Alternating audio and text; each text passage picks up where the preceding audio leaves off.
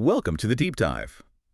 We're the show that looks at those huge global stories, the ones that almost defy belief, and we really try to dig in and understand how something so, well, shocking could actually happen. And today, we're looking into a void, really, a massive man-made absence. Exactly. The space where the Aral Sea used to be. It's arguably the defining environmental tragedy of modern centralized planning. Yeah. Back in 1960, the Aral Sea was this enormous single lake.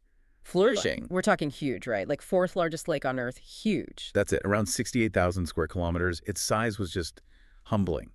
And yet, fast forward just one human lifetime, maybe 6 years or so, and it's mostly gone, replaced by what, a toxic desert? Largely, yes, a toxic exposed desert bed. The transformation is almost too vast to grasp. It really is. You almost need those time-lapse satellite images to believe it. It's just an environmental collapse on an epic scale. Absolutely irreversible in many ways. So our mission today is like kind of a forensic deep dive. How did a body of water that big just vanish in a few decades? We want to unpack the engineering side, the awful human costs. And also look at the efforts to save what's left, which are, well, fragmented and sometimes contradictory. It tells us a lot about how we manage water globally, or maybe how we don't. Definitely. And the scale. It's worth bringing in the UN's assessment, isn't it? Yeah, Ban Ki-moon back in 2011 didn't mince words. He called it shrinkage one of the planet's worst environmental disasters. And the worst. And the name itself, Aral Sea, it means something quite different historically. It does, painfully so. It translates roughly to Sea of Islands, because it used to have over 1,100 islands scattered across it. Think about that image. Wow, a sea of islands. Exactly, providing shelter, unique little ecosystems. And now you look at the satellite photos today, and it's just this vast, dry, toxic area called the Aralcom Desert. Aralcom, meaning Aral Sands, I guess. Essentially, yes. It went from a living sea of islands to a dead sea of dust and salt. Okay, let's get into the anatomy of this vanishing act. First, just ground us geographically. Where exactly are we talking about? We're deep in Central Asia. The sea itself straddles the border between Kazakhstan to the north and Uzbekistan to the south. But its fate wasn't just decided there, right? The location is key because of the rivers feeding it. Precisely. The geography is critical because the Aral Sea is the end point, the terminus, for a massive drainage basin. And that basin covers parts of 7 countries. 7, okay. Who's involved? Uzbekistan, Afghanistan, Iran, Kazakhstan, Kyrgyzstan, Tajikistan, Russia, and Turkmenistan. And the 2 main lifelines, the rivers feeding the sea, are the Amu Darya from the south and the Sur Darya from the east. So decisions made way upstream, sometimes thousands of kilometers away, directly impacted the sea level. Absolutely. That's the core of the problem. Yeah, the timeline of the loss. This is maybe the most shocking part. 1960, it's stable, one big lake, water level steady at about 53 meters above sea level. Then things change. And they change fast. The collapse was almost geometric in its speed. Within less than 30 years, the sea literally started tearing itself apart. So by 1987. By 87, that single lake splits. You get the North Aral Sea, which is smaller, and the much larger South Aral Sea. And the decline just kept accelerating. Dramatically. By 2007, the total water volume was down to just 10% of what it was in 1960. 10%? And it had fragmented even further into 4 separate lakes or basins. Just a decade later. Wow. And then came the final stages. Yeah, the southeastern lake basin vanished completely by 2009. But the real sort of historical marker, the point of no return scientifically, was August 2014. What happened then? That's when the entire eastern basin of the South Aral dried up completely, for the first time in recorded modern history. And that exposed lake bed. That's the Aralcom Desert you mentioned. That's it. Tens of thousands of square kilometers of new land, if you can call it that, created purely by human water diversion, Aral Sands. Okay, so let's pinpoint the culprits. This wasn't climate change causing a natural drought, right? This was deliberate. Absolutely deliberate. This is a story of engineered resource control straight out of Soviet central planning. The goal being? The goal, starting in the 1960s, was massive irrigation. The Soviet planners decided to divert those 2 big rivers, the Amu Darya and the Thathuria, away from the sea. Divert them where? Into the desert. Yes, to irrigate the vast Central Asian desert lands. Why? What were they trying to grow out there? The big prize was white gold, cotton. That was the absolute priority. Cotton, okay. Alongside other things like rice, melons, cereals. But cotton drove it. Uzbekistan especially was pushed to become a cotton giant. And they succeeded in that narrow sense. Oh, yeah. The scale of cultivation was immense. By 1988, Uzbekistan was the world's largest cotton exporter. So this immediate economic win came directly at the cost of the Aral Sea. Directly. One was sacrificed for the other. It's fascinating, though, what the thinking was back then. Did the Soviet experts not see this coming?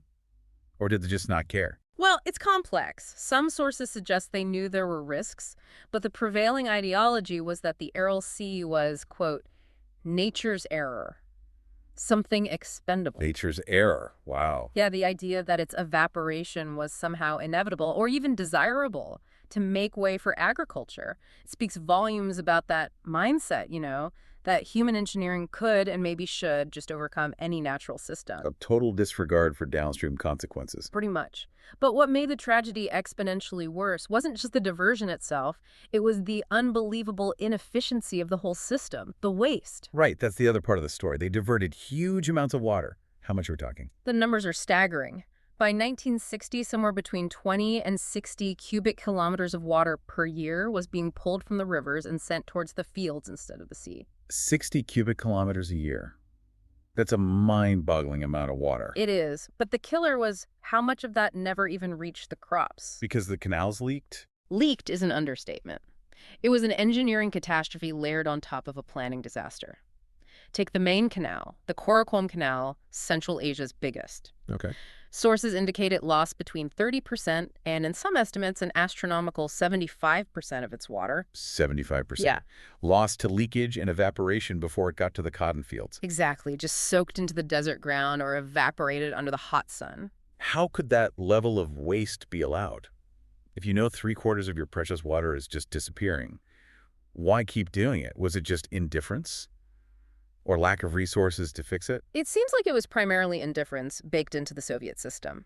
The focus was on meeting quotas, divert X amount of water, harvest Y amount of cotton. The efficiency of getting the water there wasn't the main metric. Just focus on the input and the output, ignore the middle. Pretty much. And the infrastructure was basic, unlined canals mostly. Consider this. Even as late as 2012, only about 12% of Uzbekistan's irrigation canal network was actually waterproof. Only 12% in 2012. Decades after the crisis started. Yep.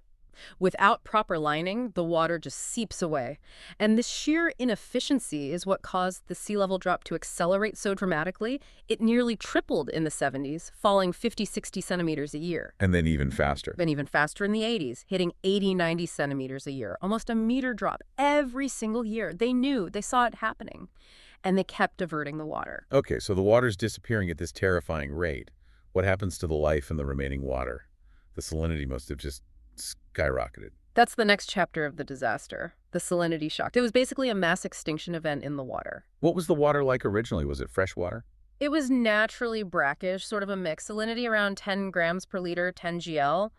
For comparison, the ocean is usually about 35 GL. Okay, so quite a bit less salty than the sea. Right, but as the volume plummeted, all those dissolved salts got concentrated in less and less water. And the levels went.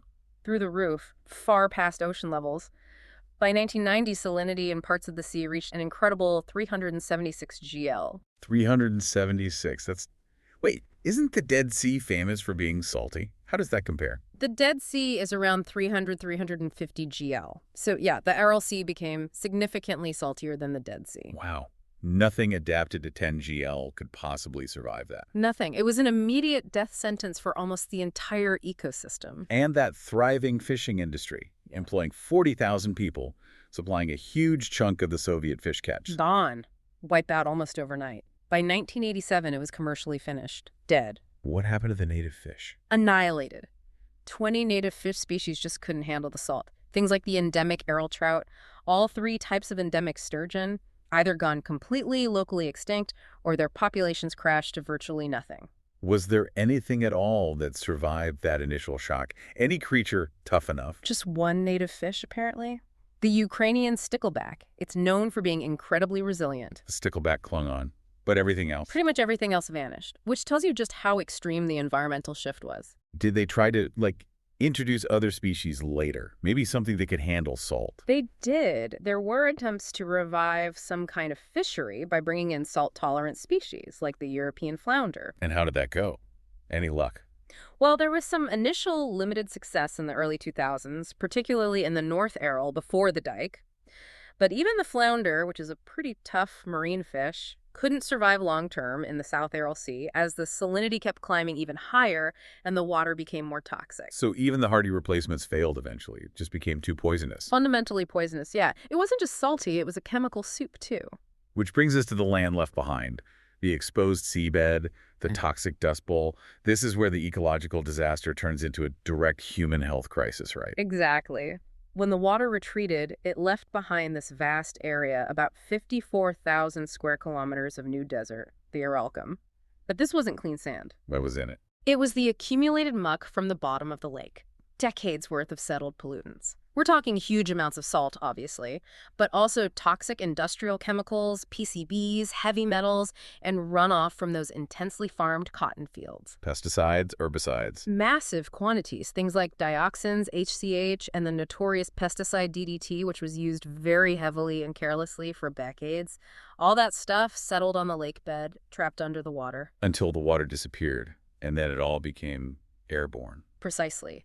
The toxins that were safely sequestered underwater were now exposed on the dry surface, and the winds in that region are strong. So dust storms, but toxic dust storms. Exactly. Huge storms kicking up this contaminated dust, carrying salt, pesticides, heavy metals, sometimes hundreds of kilometers away. How does that impact people living nearby in those former coastal towns? It's devastating. They ingest these pollutants constantly. It gets into their drinking water sources, contaminates food, but a major route is simply breathing it in. Imagine living somewhere where the air itself is actively poisoning you day after day. That sounds like a nightmare. What are the documented health effects? They are profound and they are ongoing. Communities in the Aral Sea region suffer from exceptionally high rates of certain cancers, especially esophageal cancer. Respiratory illnesses are rampant, things like chronic bronchitis, asthma, and worryingly high rates of drug-resistant tuberculosis. TB, linked to the dust. It seems so, yes. Plus, digestive disorders, kidney and liver diseases, severe anemia. It's a whole spectrum of problems directly linked to the toxic environment. And researching it, let alone treating it, is incredibly difficult. Why is that? Because the region suffers from a chronic lack of basic health infrastructure. Not enough clinics, not enough doctors, shortages of medicine, lack of specialized equipment. It makes tracking the exact impacts and providing care very challenging. And the impact on mothers and children. I read some truly harrowing statistics there. That's perhaps the most heartbreaking part. These toxins bioaccumulate. They get into the food chain, into people's bodies, and they are passed down. Passed down how? They've found these pollutants, organochlorides, PCCs, DDT residues in the blood, and even the breast milk of mothers living in the disaster zone. In breast milk. So it's directly transferring to infants. Directly. It represents this ongoing poisoning of the next generation, and the numbers reflect that. The rate of babies born with congenital abnormalities, birth defects, is reported to be 5 times higher in parts of this region compared to European countries. 5 times higher. And child mortality rates were tragically high, 75 deaths per 1,000 live births back in 2009. Maternal mortality was also very high. It's a crisis compounded by poverty and the lack of healthcare access. It creates this terrible, vicious cycle of sickness and vulnerability. Just when you think the story can't get any darker. Yeah. The shrinking sea uncovered something else entirely, a Cold War secret, Vozrozhdenia Island. Ah, yes. This adds a whole other layer of danger to the disaster. Vozrozhdenia Island. The name means rebirth island. Which is deeply ironic given what was there. Deeply. It was only an island because the water level kept it surrounded. As the sea shrank, the land bridges started appearing. First, it became a peninsula connected to the mainland around 2001. And then eventually the water around it disappeared completely. Exactly. It fully merged with the dry Aralcum desert floor. It ceased to be an island. And hidden on this remote island, protected by the water that was now vanishing, was what? A top-secret Soviet bioweapons facility established way back in 1948. Its isolation made it the perfect spot, they thought, for developing and testing some of the most dangerous pathogens known, far away from prying eyes in major cities. Bioweapons. What kinds are we talking about? The list is pretty terrifying. They worked with Bacillus anthracis, anthrax, weaponized anthrax strains, smallpox variola major, plague Yersinia pestis, botulinum toxin, which causes botulism, Venezuelan equine encephalitis virus. a whole range of deadly agents. So essentially a biological time bomb sitting out there. Yep. And when the island connected to the mainland, Those pathogens, many of which were reportedly stored in labs or even buried in pits on the island, suddenly became much more accessible. Animals could wander onto the site, potentially pick something up, and wander off. Humans could potentially access it too, traversing this new desert landscape. and this wasn't just a theoretical risk, right? There was an actual incident involving this facility. There was a very serious one in 1971. It's a major case study in bioweapons safety failures. Weaponized smallpox somehow escaped the island. Escaped how? The exact mechanism isn't perfectly clear. Maybe windborne, maybe an infected animal, maybe contaminated equipment, but it reached a research ship operating nearby. Oh, And from the ship, it spread to the port city of Aral itself. 10 people were infected with smallpox. did they survive? Tragically, 3 of them died. The Soviet response had to be massive and immediate to stop a full-blown epidemic. They launched an emergency vaccination campaign for 50,000 people in the area. Just to contain that one leak. Incredible. So what happened to the facility after the Soviet Union collapsed? It was abandoned in 1992, but abandonment doesn't mean safe, especially not with bioweapons agents. Anthrax spores, for instance, can survive for a very long time. Decades, potentially centuries under the right conditions, and the abandonment was apparently quite rushed, chaotic, facilities left unsecured, reports of dumped materials, cultures. The biggest worry became the stability of the pits where they had allegedly buried large quantities of anthrax slurry. So how is this dealt with? Once the island wasn't an island anymore and the danger was clear.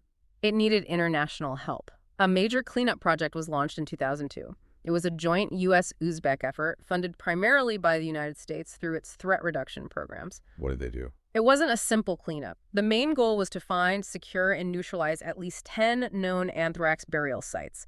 This involved highly specialized American teams working with Uzbek counterparts. How do you neutralize buried anthrax? Very carefully.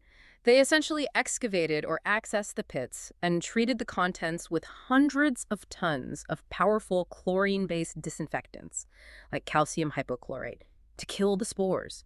It was a hazardous, complex operation. Was it successful? Is the site safe now? Later assessments, including by Kazakh scientists, confirmed that those known burial sites were effectively decontaminated. But the whole episode is chilling. The environmental disaster created by the shrinking sea literally uncovered and exposed one of the most dangerous legacies of the Cold War's bioweapons programs. So we've painted a pretty bleak picture of collapse and toxicity, but the story isn't entirely over. There have been efforts, however fragmented, to salvage something. Let's talk about the international response first. The basin involves multiple countries. Did they try to work together initially? They did try. Cooperation was essential because, as we said, the rivers cross borders. They set up bodies like the Interstate Commission for Water Coordination, the ICWC, to manage water allocation, and the International Fund for Saving the Aral Sea, IFAS, which was meant to raise money and coordinate projects. This led to something called the Aral Sea Basin Program, or ASBP, which had several phases. How did those early phases, ASBP 1 and 2, work out? Did they manage to halt the decline? Honestly, they were largely ineffective, and the reasons why are quite telling. ASBP1 in the early to mid-90s focused too much on fixing the damage around the sea, like land rehabilitation, rather than tackling the root cause, the upstream water diversions. Didn't address the source of the problem. Exactly. And ASBP2, from the late 90s into the early 2000s, ran into big geopolitical roadblocks. The upstream countries, Kyrgyzstan and Tajikistan, where the rivers originate. They controlled the taps, basically. Right. And as newly independent nations, they had their own pressing economic needs, particularly for hydropower and agriculture. They weren't really willing to drastically cut their own water use or guarantee flows downstream without significant compensation, which wasn't forthcoming. So competing national interests got in the way of a basin-wide solution. Absolutely. There was a lack of political will to enforce tough restrictions. Plus, some reports suggest these programs weren't well integrated with the local communities on the ground. People felt some of the awareness campaigns were just out-of-touch propaganda. Okay, so the big integrated multinational approach kind of fizzled, which leads us to this tale of two seas situation, where one country took a different approach. Precisely. Kazakhstan, which controlled the northern part, the smaller North Aral Sea or Lesser Sea, decided to go its own way. They essentially decided to focus their resources on saving their piece of the sea, implicitly accepting that the larger southern part might be lost. And the key to their plan was a dam. Yes, a huge engineering project in itself, the Dike Kokerel. Completed in 2005, it's a 13-kilometer-long concrete dam built across a strait that connected the North and South Aral Seas. What did the dam do? Physically separate them? Exactly. It sealed off the North Aral. This stopped the remaining water in the northern basin from flowing south and disappearing into the vast, hypersaline, essentially dead southern basin. So the Sirdarya River, which flows into the North Aral, could actually start refilling it. That was the plan, and it worked remarkably well, sometimes called the Kazakh miracle. The results came much faster than many expected. How fast? What happened to the water level? It rose quickly. By 2008, just 3 years after the dam was finished, the water level in the North Aral had risen significantly, reaching 42 meters above sea level. That was a huge recovery from its lowest point. And the salinity. That was the killer for the ecosystem. That was the other crucial success. With more fresh water flowing in from the Sirdarya and less evaporation relative to the volume, the salinity dropped dramatically. It went from that hypersaline level of over 30 GL down to around 8 GL. 8 grams per liter. That's close to its original brackish state, isn't it? Very close. And that made all the difference for life returning. So the fish came back. The fishing industry revived. It did. It's been a remarkable turnaround. That drop in salinity allowed nearly 24 freshwater fish species to return and thrive. The fishing industry, which had completely died, is back. Really? To what extent? They're catching significant amounts, enough for local consumption and even for export again. You hear reports of Aral fish being sold in places as far away as Ukraine. That's incredible. And the towns? What about places like Aralsk, the old port? They're reconnecting with the sea. Aralsk, which at one point was stranded more than 100 kilometers from the water's edge, is now only about 25 kilometers away. 25 kilometers. Still far, but a huge improvement. A massive improvement. And there are already plans and discussions for a second phase, another dam project that could bring the water even closer, potentially right back to the town. It really is a localized success story. Proof that focused intervention can work, at least on a smaller scale. Are there any other benefits like climate impacts? There are some tentative reports, yes. People locally talk about seeing more rain clouds, slightly higher humidity, maybe some moderation of the local microclimate right around the North Aral. It's not going to fix the regional climate disaster, but for the communities directly affected, it's a tangible sign of environmental recovery and hope.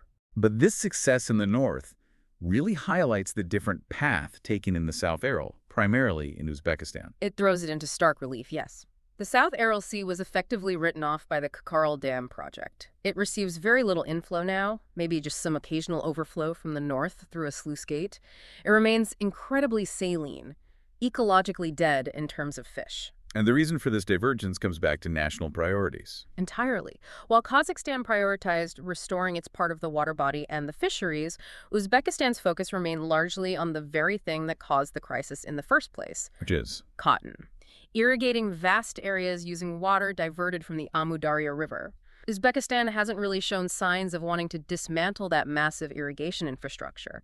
Cotton is still a major cash crop, a significant source of export revenue. So they continued the diversion but saw the drying seabed differently. Not as something to restore, but as an opportunity. That seems to be the case.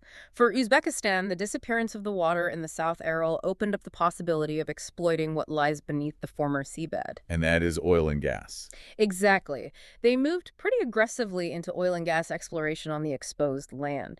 An international consortium was formed back in 2006 specifically for this purpose. Are they actually extracting now? Yes. Reports indicate gas extraction has been underway since at least 2010, so quite literally they are drilling for fossil fuels on the grave of the sea. It's a very different economic path compared to Kazakhstan's focus on ecological restoration and fisheries. Is Uzbekistan doing anything to mitigate the environmental problems in the South Aral region, like the dust storms? Oh yes, there are significant mitigation efforts, but they focus on managing the desert, not restoring the sea. The main strategy is combating desertification and trying to control those toxic dust storms. Wow. They're undertaking a huge, ambitious program of planting desert-hardy vegetation, especially a tree called saxel, across the exposed seabed. Saxel trees, what do they do? They're very tough, adapted to arid, salty conditions. Their roots help bind the soil together, which stabilizes the ground and reduces the amount of dust and salt that gets picked up by the wind. What's the scale of this planting effort? The goals are enormous. Plans called for planting hundreds of thousands of hectares, maybe up to 200,000 hectares eventually, with saxel and other suitable plants. It's a massive afforestation project on the former seabed. So while the South Aral Sea itself is largely considered lost, they are actively trying to manage the consequences to make the Aralcum Desert less of a threat. That's the strategy, except the sea is gone in the south, but try to stabilize the desert it left behind, primarily to protect the health of the nearby populations from the dust. So wrapping this up, the Aral Sea story is just. It's a devastatingly clear example of how human engineering, driven by economic goals, can lead to total ecosystem collapse. It really is. Decades pursuing short-term gains, specifically cotton, resulted in this irreversible environmental damage and created a profound, ongoing public health crisis for the people living there. The consequences are just immense. But it's also a story with perhaps a small glimmer of resilience, or at least adaptation. The North Aral's partial recovery, thanks to the Dike Kokerol. Right, that shows something. It shows that if you have focused political will, significant investment, and maybe a geographically contained area, some level of local ecological restoration is possible, even after decades of horrific damage. But that success is very localized. And it really forces you, the listener, to think about that fundamental trade-off, doesn't it? Immediate economic benefit, all that cotton for the Soviet Union, now oil and gas for Uzbekistan, versus long-term environmental health and sustainability. The decision-making process seems to have consistently prioritized resource control and immediate exploitation over the health of the ecosystem, from ancient diversions through the Soviet megaprojects and even into some modern policies. Which leads to a big question for today, I think. Given this history, how are we managing our large transboundary water systems now around the world? Especially with climate change, making water scarcer, putting more stress on rivers and aquifers everywhere. Are we learning from the Aral Sea? Are we making different kinds of trade-offs today? Or are we potentially repeating similar mistakes elsewhere, maybe just more slowly? Because the Aral Sea, while unique in its catastrophic scale and speed, isn't the only example of this pattern, is it? Not at all. You can look at other places, other times. Think about the draining of Tulare Lake in California back in the 19th and 20th centuries, once the largest freshwater lake west of the Mississippi, sacrificed entirely for agriculture. Right. Similar story, different continent. Or the deliberate destruction of the Mesopotamian marshes in southern Iraq under Saddam Hussein, again through massive water diversion projects, devastating an ancient ecosystem and the culture that depended on it. So the Aral Sea stands as this monumental global warning sign. A powerful warning about the true, multi-generational cost of unchecked ambition when we ignore ecological limits. It shows us that treating a shared ecosystem like a limitless resource for one nation's or one industry's short-term gain inevitably creates these catastrophic debts. And it's the local people, generations of them, who end up paying that debt with their health, their livelihoods, and their environment. Ultimately, the lesson seems to be that ensuring enough water flows to sustain the ecosystem has to be a priority, not an afterthought traded away for temporary profit.